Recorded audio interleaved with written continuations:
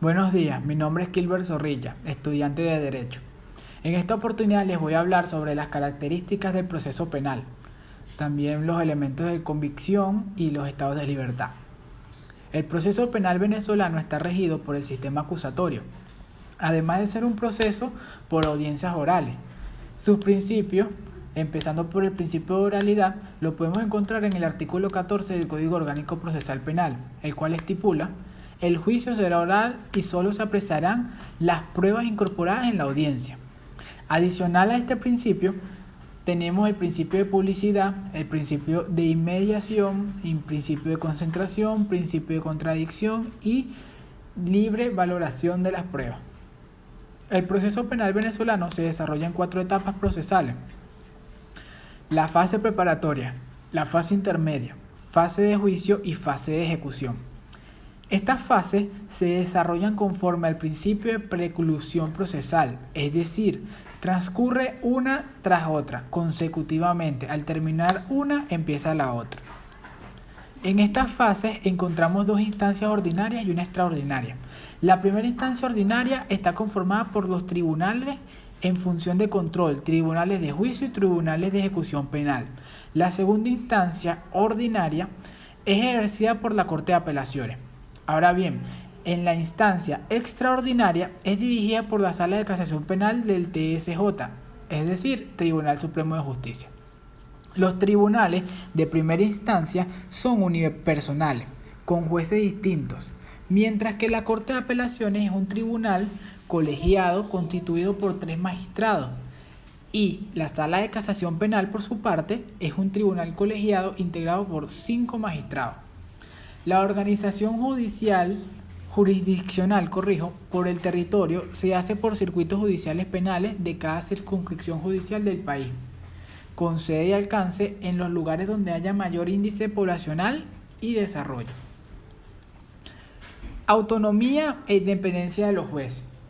El artículo 4 del Código Orgánico Procesal Penal estipula: el ejercicio de sus funciones de los juezas son autónomos e independientes de los órganos del poder público y solo deben obediencia a la ley, al derecho y a la justicia.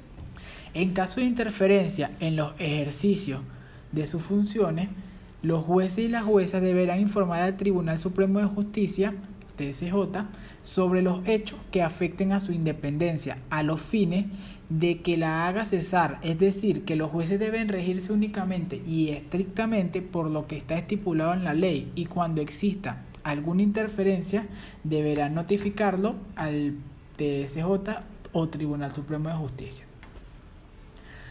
Llegamos a la parte de los elementos de convicción. ¿Qué son los elementos de convicción? Son el resultado de las diligencias conducentes a la determinación de los hechos punibles y a la identificación de sus autores y partícipes. Para que el fiscal pueda acusar y por ende pedir el enjuiciamiento penal de una persona, debe existir fundamento y luego debe el juez de control analizar esa acusación. ¿Para qué? Para así establecer si hay una alta probabilidad de una sentencia condenatoria. Para eso el fiscal también debe contar con los suficientes elementos de convicción que demuestren la comisión del hecho y la responsabilidad del sujeto, es decir, la persona que están acusando. Nadie, absolutamente nadie, puede ser condenado sin un juicio previo, oral y público, realizado sin dilaciones indebidas, ni formalismo, ni reposiciones inútiles. Ante un juez o tribunal imparcial, esto está estipulado en el artículo 1, número 1 del Código Orgánico Procesal Penal. Las únicas medidas preventivas en contra del imputado son las que el Código autoriza conforme a lo que está estipulado en la Constitución. Los estados de libertad. El artículo 9 nos habla sobre afirmación de la libertad. Estipula el artículo 9: las disposiciones de este código que autorizan preventivamente la privación o restricción de la libertad o de otros derechos del imputado o imputada o su ejercicio tienen carácter excepcional. Solo podrán ser interpretadas restrictivamente, y su aplicación debe ser proporcional a la pena o medida de seguridad que pueda ser impuesta. El artículo 229 nos habla sobre que toda persona que se le impute participación del hecho punible permanecerá en libertad durante el proceso, pero existen unas excepciones. La privación de libertad es una medida cautelar, pero solo procede cuando las demás medidas cautelares no son suficientes. ¿Para qué? Para asegurar la finalidad del proceso. El artículo 236 nos habla sobre las excepciones que hay para la libertad de los acusados. El juez de control solicita al Ministerio Público decretar la privación preventiva de la libertad al imputado cuando hay un hecho punible que merezca esta privativa de libertad o cuya acción penal no se encuentra prescrita.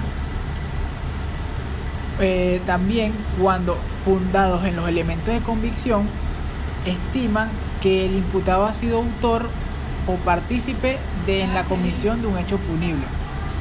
También cuando hay una presunción muy razonable por la apreciación de las circunstancias del caso particular, de peligro de fuga o de obstaculización en la búsqueda de la verdad respecto a un acto concreto de la investigación.